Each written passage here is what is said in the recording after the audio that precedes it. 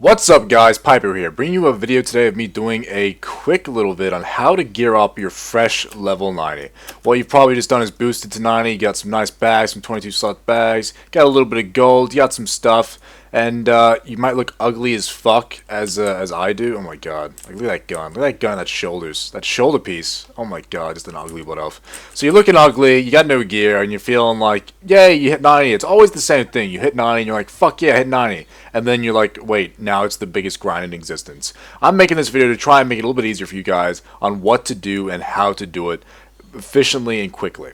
So step one obviously is B90. Obviously. Step 2 might be for you and it might be for me. Get some fucking transmog so you don't have to look at your ugly fucking face. Look at this shit. Oh my god. But transmog aside, let's talk about gear. Step 1 in gearing up is go to Timeless Isle. Blizzard pretty much just hand-fed people the ability to get into raids immediately, and they've done that by introducing Timeless Isle. So let's go down there and have a look. And we're at Timeless. Okay, I should mention also the first time you go to Timeless Isle, it will be for a quest. I've already done the quest, so it's hard for me to show you guys. But it's very straightforward. All you do is you get an automatic quest when you go to the shrine, and it'll teleport you to the Timeless Isle. Now, when you get here, you're gonna want to do all these like lots of quests that you get. You're gonna have a quest to explore the island. You're gonna have a quest to kill mobs. You're gonna have a quest to kill rare mobs. Rare mobs are actually probably the easiest thing for you to kill because there's most likely gonna be multiple people doing that. But as a fresh 90 with shitty green gear, it's going to be difficult for you to kill anything. So what you actually want to do firstly is go and find the chests, find the hidden items, and do all that kind of stuff to get the gear out of boxes instead of off mobs.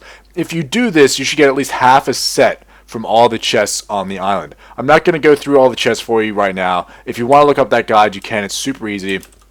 It's super easy to find, and there's guides for it everywhere. All you have to do is go loot the chests. After you do the chests, you're going to have a little bit more gear, and you're going to be able to do another quest to get another piece of gear, which is called Rollo's Riddle. I have a guide for Rollo's Riddle on my channel, but I'm just going to show you real quick here how to get the quest, and then if you need to follow a guide, there is one on my channel. It's called Rollo's Riddle Guide. And you're going to see these little dirt piles around the island. When you loot these dirt piles, they have a chance, and I got it first try, to pick up a quest called Rollo's Riddle. You right-click on the item, and you'll start that. That's a guaranteed piece of gear. Once you have done Rollo's Riddle, once you have done all those things, you should also have accumulated a large amount of coins, Timeless Isle coins. So I'm going to show you now with a quick little sprint over here where you can buy your weapons. This is important because without the certain amount of gear score you get from the Isle, you won't be able to get into SSO immediately. So what you want to do is basically all we're trying to do on the island is just get over that gear score needed to get into SSO. If you weren't aware of what that is, it's simply, where is it? Veil of Eternal Shadow. So you need 496. I'm at 492 right now. It doesn't really matter because I'm not a raider, but once you get 496, you can go SSO, and this is all completely void once you're at that point. But you need to get those timeless coins, and you should have them for farming rares, getting those boxes open, and getting those coins. Now, if you come over here, I believe it's one of these vendors. Hey, I have timeless coins. The guy sells the mask. It's not you. I think it's this lady. Hey, where's your weapons at? Here we go. So when you come to this lady, it's going to show you your class-specific items. As you can see here, it's 20,000 points for a bow. That's because it is obviously a two-handed weapon. I'm pretty sure this stuff looks terrible as well. Oh my god, it's an ugly bow. But obviously for a rogue or someone with a two one-handers, you're going to have 2 for 10k. 10k coins might seem like a lot, but when you spend a decent amount of time here, you're going to have plenty of coins. Once you've done that, once you've got your bow, if you are still not over the gear score limit, there's 2 things you can do. Number 1 is get Burdens of Eternity. Burdens are items that'll let you upgrade your timeless gear to a higher item level and higher stats. Obviously, all those sort of things come with higher item levels. And there's 2 ways to get those, which is luck and drops. There's a chest on the island on this island that requires you to have the legendary cloak. There are ways to get there without the legendary cloak. Again, there's guides on my channel to get there. But it's kind of a pain in the ass. What I like to do, and what I usually did, was just farm coins and come in here. Now, this is a place where you simply gamble.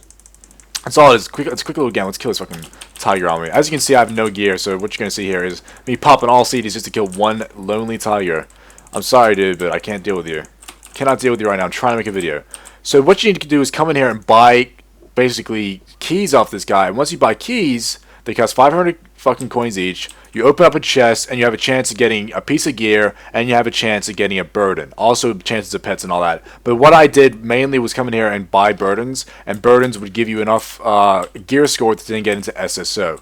Once you're into SSO, you're fine. That's the end of the tutorial. That's the end of the guide, because SSO is pretty straightforward. You go in, and you make sure to do all of those. Also, make sure to get your extra loot rolls. If you don't know where extra loot rolls are, well, I'm going to cover that right now. Let's go and get that done for you guys. Alright guys, so once you're back at the shrine, there's a simple little thing you need to do before you start to do your raiding, before you start to do your SSO, which is simply fly down to the bottom of the shrine. It's the same for the Alliance shrine, by the way. It's in the same pretty much exact place. Come down to this guy right here who has a quest for you.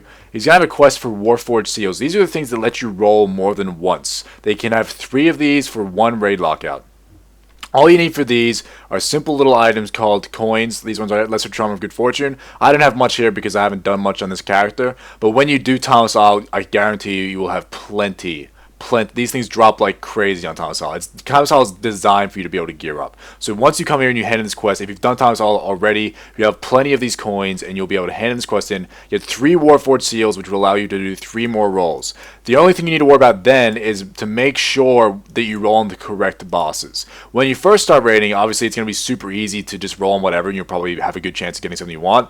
But just make sure when you're doing Siege of Orgrimmar, you come into your little guide down here. It's called Dungeon Journal. Go over to SSO on raids, find a boss, and then click on this little loot tab over here. And this loot tab is going to tell you what drops from that particular boss. You can use this as a guide to basically guess whether or not you should be rolling or not. For instance, if I'm on my hunter, the second boss of SSO drops a crossbow that I want a lot. So on that first time I do that, I'm going to definitely roll twice to try and get that crossbow if I don't get it the first time. And sometimes it doesn't work. 2 rolls aren't guaranteed on anything. It just gives you an extra chance of getting some loot. So make sure you do that. Make sure you look at the bosses that you're doing and choose what you're going to roll on specifically for that. Now, once you've done this, you're done. You can get into a raiding guild once you have some looking for raid gear. You can keep going that way, blah, blah, blah, blah. But a couple of you guys are looking at this video and thinking, dude, I want a PvP. What do I do for PvP? PvP is a lot more difficult. Mainly because there's no easy way to do this. PvE, it's easy to get into. It's easy to get that gear. It's just a bit of time. For PvP, you have to PvP.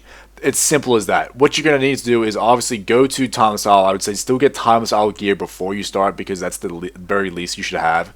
Once you have Thomas Isle gear, you just need to start doing BGs. And it sucks. It sucks a lot, especially if you're Horde and you're going to lose basically AV and Isle, which are the main honor gainers. What I would recommend you doing, if you can and if you have someone who will help you, is getting carried through Arena. Getting carried through Arena, if you've just hit 90, you're going to have a larger cap. As you can see here, I have a cap of 7,000. That's about 3 pieces of gear right there. 3 pieces of prideful gear, which is the current season gear.